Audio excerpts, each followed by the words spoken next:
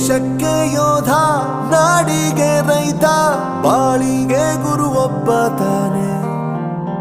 ಅಕ್ಷರ ಕಲಿಸೋ, ಅಜ್ಞಾನ ಅಳಿಸೋ, ಅವನೂನು ಅನ್ನದಾತಾನೆ. ತಪ್ಪು ಸರಿಯ ತಿದ್ದಿ ತಿಳಿ ಹೇಳಿ ಸಮಬುದ್ಧಿ, ನಮ್ಮ ಚಿತ್ತ ಶುದ್ಧಿಯಾಗೋ ಹಾದಿ.